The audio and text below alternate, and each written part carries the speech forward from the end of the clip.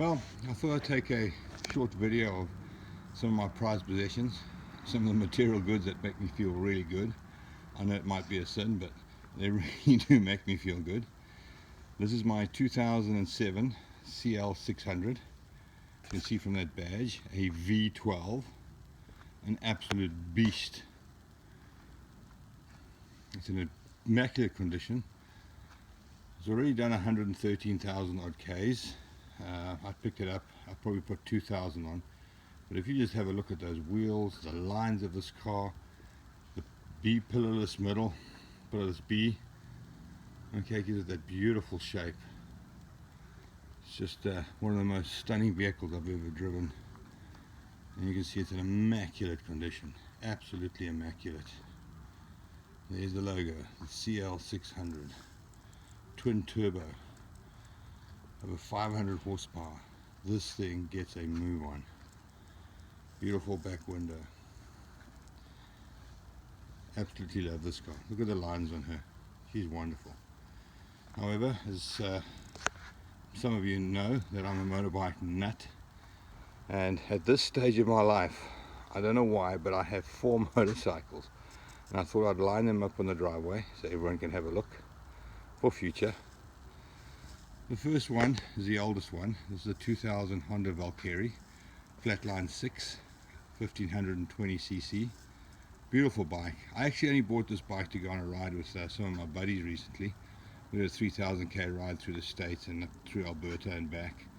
Performed flawlessly, and what a beautiful bike. I've always wanted to own one, but unfortunately this will be the first one that will be on the selling list. Coming up next is the iconic R9T. BMW built this bike for the 90th anniversary of that Boxer engine. You can see that Boxer engine sticking out either side. It's a big 1090cc, 1190 I believe. Huge torque, unbelievable bike. Doesn't have much in the way of electronics. I wanted to keep it as pure as possible. Only ABS, which in Europe is a requirement now on all new motorcycles. But it has just the most amazing characteristics. It rides so well, it's pure. It's something that you're going to want to hold on for the rest of your life, and this is the kind of bike I would hope I could pass down to a son or grandson. It is just awesome. I've done a little bit of work on it, but she is beautiful. I mean, the lines on her are fantastic. Next up is the beast. The ZX14R 2013. This bike is a beast. Kawasaki originally built the ZX14 to be the Hayabusa killer. Well, they far exceeded that now with a second generation that's designated by the R on this bike. It's a full 1441cc and is just built for power, for speed, and for comfort. I've done a lot of work on this bike, probably only close to $8,000 worth, including Öhlins front forks, Öhlins rear shocks, full titanium Brock exhaust system. The mods are endless. I've had the ECU flashed to give us approximately 204 horsepower at the rear wheel, not at the crank. Got the Crozona wheels in the front and back. It's just an amazing, amazing bike. Besides that, it's full of Rizoma and other extras. I love riding this bike. It is a beast to behold.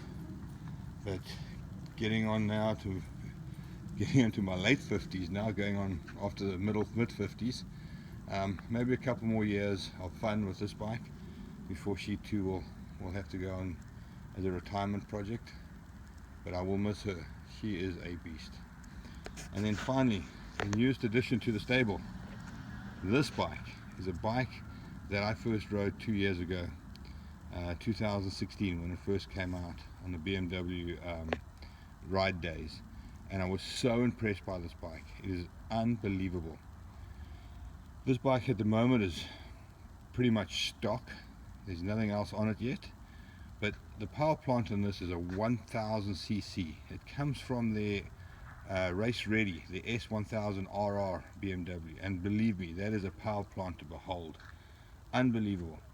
It was such a success that they transplanted it into a naked version called the S1000R, and then shortly after decided to make it into an adventure type bike, calling it the S1000XR. But don't let the looks fool you. This bike is unbelievable, and it has electronics coming out of its yin yang. I mean that, from lean angle sensors to electronic stability control, to Pro ABS, to Pro Shift up and down. That means I can shift gears clutchless, both up and down at any time. It has different map settings. It has power band setting from rain to road to Dynamic Pro. Suspension settings on the fly, just touch of a button and it changes from road to sport, and you can feel it immediately. It is probably one of the most awesome bikes I've ever ridden, and I can't stop talking about it. I don't like to say it in front of my other 3 babies over there, but this bike has everything. The bags at the back are quick detachable, come off and on very easily, so it means I can travel and do a lot of touring, as well as do some sports riding with my buddies through the twisties. And believe me, this will keep up with just about any sports bike, and I do mean maybe even this one. It is an incredible bike. It corners unbelievably.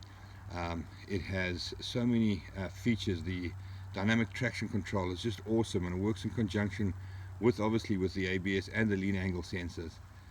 I've only put 1,000 K on it for now, and it's going in for its first service, and then I'll start customizing it a bit. Not too much though. It's not going to be like the ZX, where I spent $8,000. This is going to be more sedate, practical. You can have a look at the big radiator and oil cooler there. That's going to be protected. I've actually already ordered the radiator and oil cooler guard. But awesome bike. So there you are. There's a quick preview of my materialistic possessions. Ones that I absolutely love. Ones that I feel very lucky and very fortunate. Thank the Lord every single day for my blessings. And I thank my wife for indulging me, even though she just walked out a couple of minutes ago and said, "What are you doing? You got a bike show going on there." Anyway, there you go. Hope you enjoyed the video.